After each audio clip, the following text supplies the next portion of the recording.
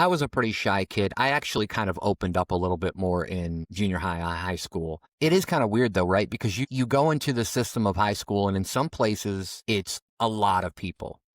Some places don't have that many people. Some places are so small where you're sharing a high school with the elementary kids. From where we grew up, obviously, I think did you go to West or Central? Benzie. Okay. Okay. So, but here's the weird thing with me is that isn't it kind of weird that we talk about how bad like mental health is for people, especially nowadays, and anxiety and depression and all that stuff come into play. And one of the first steps of pre-adulthood is going into a high school where you're going to learn a lot about anxiety during these 3 or 4 years of your life. And I Yeah. think, because there's the social circle and relationships and, the whole popularity contest and all this stuff that really shouldn't be that important, but for some reason during high school it is.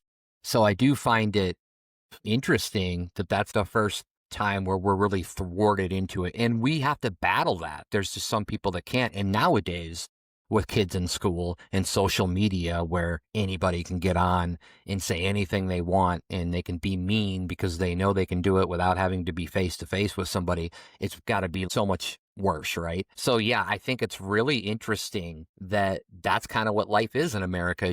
And you have to kind of navigate and, how much worse is it going to be if you're the one that gets picked on all the time? Or, it's crazy. Luckily for me, I was kind of like a class clown and everybody liked the class clown at that time. I don't know if that's still popular in schools nowadays, but they liked that sort of thing. So I didn't really act out much. I did pop my teacher's balloon in 8th grade. And I felt really bad about that. That is not a euphemism. Sorry.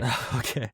She had Well, a you St. gotta ask. Patrick's Day balloon, and she had a couple of them at the front of the class, and I was at the back of the class. And it was like a once-in-a-lifetime shot, and my friend dared me to throw a tack.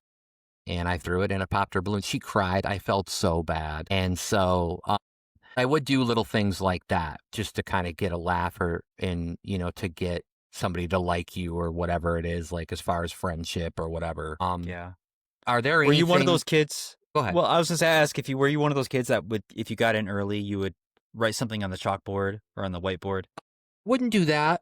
Unfortunately, in high school, I was smoking weed, and I would smoke weed with one of my good friends right beforehand. And this is how we would end up. Like sometimes we would go to Central and we would go eat breakfast because we had just smoked weed, and breakfast was tasting good at that time when you're young. And sometimes we would just leave. We'd be like, well, we don't want to be here anymore. It was really weird. And we lived kind of far Okay. away. It was like a 15, 20-minute drive to my high school, and we didn't have busing when I was there. So we had to drive ourselves. So there's almost another part of anxiety, right? Like no busing was available.